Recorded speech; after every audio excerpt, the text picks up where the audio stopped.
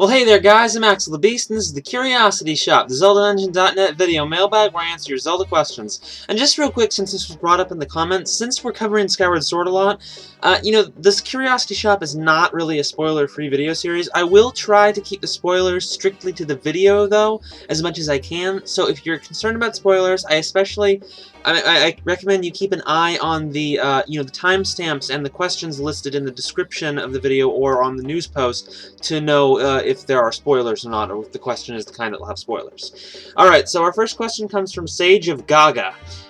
Axel, what are your favorite and least favorite dungeons in Skyward Sword? Obviously tell me what your guys are in the comments, but my favorite dungeon was actually the Lanayru mining facility because I felt it was the best designed. It's really brought all of its themes together and really just made it into one really brilliant and complete and perfect dungeon in my opinion. And the song really complemented it, and the boss was really cool. Just the dungeon was awesome in general. And my least favorite is, oddly enough, the Ancient Cistern. The best themes of all the dungeons and the best combination of concepts into just a unique idea, but I thought it had the worst dungeon design of the entire game. Although the mini-boss and the boss were awesome, but the dungeon itself kind of just fell short for me, and I thought that there was poor design with it and how they used the whip.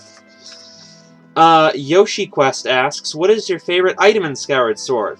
I think I'd have to just pick the bow. I think that they handled the bow incredibly well, and I loved it how they made it so you didn't have to do, like realistic motions, but you could shake the nunchuck or move it realistically to do the quick charge shots. I just thought that was brilliant, and it was the funnest version of the bow I've played in a Zelda game in a while, and I just had a lot of fun shooting enemies with it and sharpshooting, so it was just a lot of fun.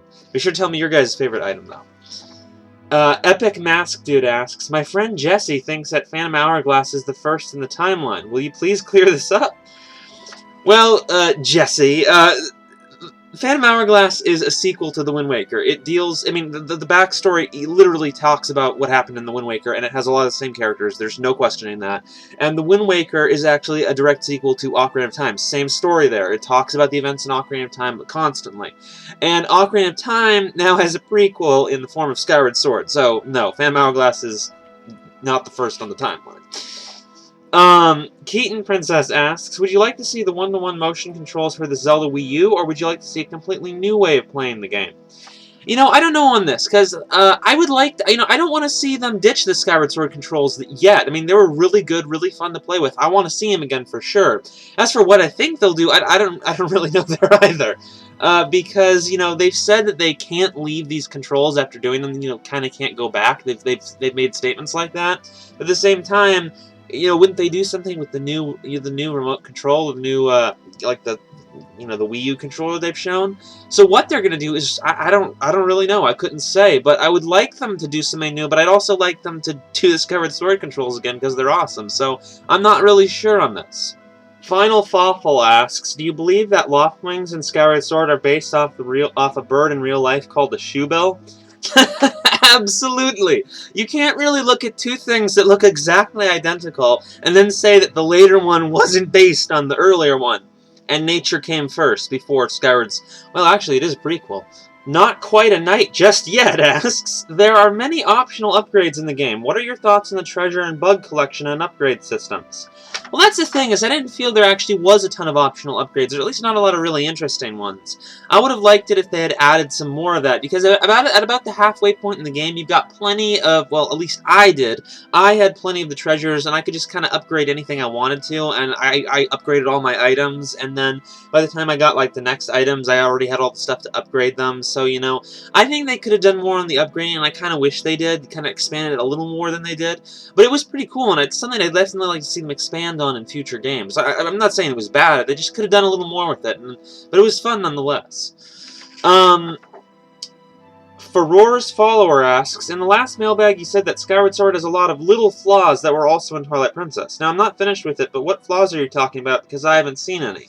Well, admittedly, some of them people might not think are flaws, but one that was in Twilight Princess is if you collect an item. In Twilight Princess it was with rupees. In this game it only happens with the treasures, but it's the same thing. If you collect a treasure, it lets you know what it is. every time you reload the game, it'll start this all over again, which is really irritating and unnecessary. Another thing that's unique to Skyward Sword is it has a lot of issues with the like how you navigate the text. There's no way to speed up the text like enough. You can make it go a little faster, but they've kind of completely dropped the gameplay convention for like every video game ever made in recent years, where you can just like skip through the text or make the text box immediately fill out, which I use all the time in other games. Can't skip cinematics, and you know there's a lot of there's some stuff with the overworld design that bothered me. Like, there is some really linear parts. Some of the late areas at the halfway point in the game are, like, really, really short and linear. And I also didn't like how none of the overworld sections were connected, and that some of the sky islands were really empty. And none of this distracted from my how much I enjoyed the game, because it's now my favorite Zelda game. But I'm just saying that they could have done better. And of course, these are just things I'd like them to. I would prefer if Nintendo polished a little bit more in future Zelda games.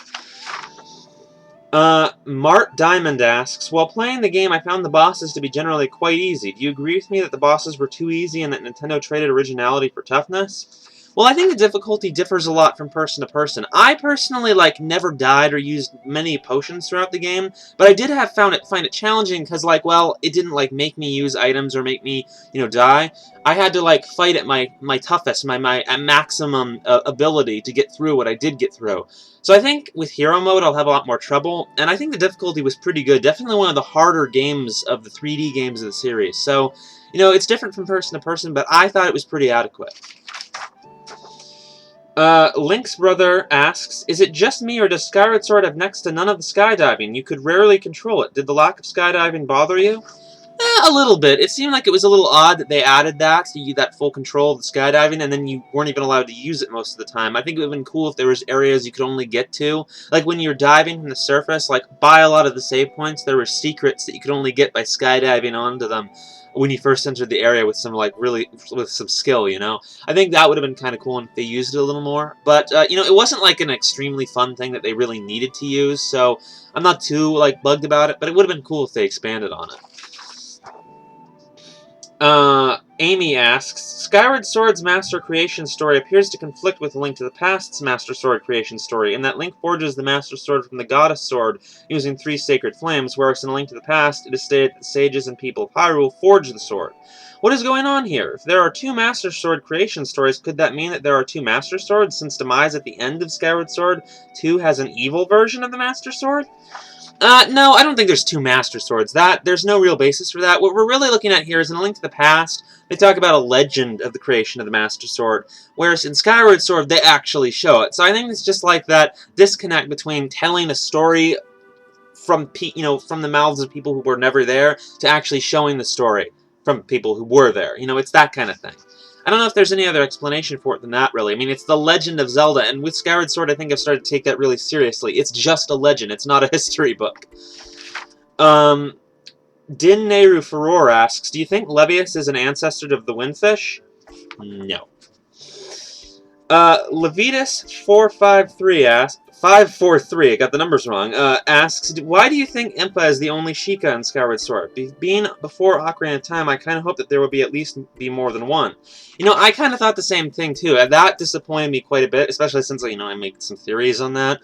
But, you know, I guess they're just doing the same thing that they've done throughout the rest of the series, and that they just make the Sheikah into this mysterious race that's in the background, and they only show 1 or 2, and it's really just Impa. So, you know, I guess they're just doing the same thing that they did from previous games. It'd be nice to see them flesh out the Sheikah more, but I guess, you know, that they didn't do that. Sydney the Cat asks, before Skyward Sword was released, we knew that the story was the forging of the Master Sword, so we assumed it took place before the other games, like Ocarina of Time. Now that I know the ending, does that mean that the Master Sword was forged in the future, since Link left it in the past, and that Ocarina of Time and the others took place between the past and the present of Skyward Sword? I really don't think so. Yeah, you could fit that in. That's a decent theory, but I really don't think they intended that, because, you know, just the way they dealt with Skyward Sword, it's like that ancient legend, it's like that origin story. And yeah, there's, like, technology before Skyward Sword, but they really are, like, doing that ancient civilization theme, the civilization before the medieval civilization kind of thing, the high-tech, like, technology downgraded, which is an old, like, science fiction or fantasy idea. So I really don't think that's what they intended. I mean, it's a cool theory, but I really don't think there's anything to canonically back that up. Cameron Dwar asks, after I beat Skyward Sword, a thought occurred to me. In the game it is stated that Demise is the Demon King.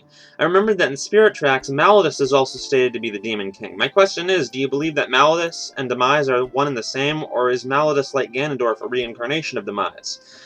I think that they're probably, like, he's the same thing as Ganondorf in that case, because I think, like, it seems like the title Demon King is pretty much related to Demise and his successors, so while I previously thought, you know, Malladus is kind of detached, and he still is, you know, this is just an assumption, there's nothing really backing this up.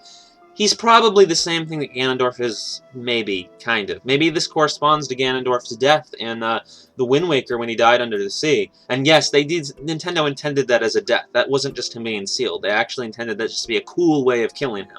Seriously. So, you know, maybe after he died, he became Malladus? I don't know. Alright guys, that's it for this time. Be sure to send your questions to the contact page in the description, and I'll see you guys later.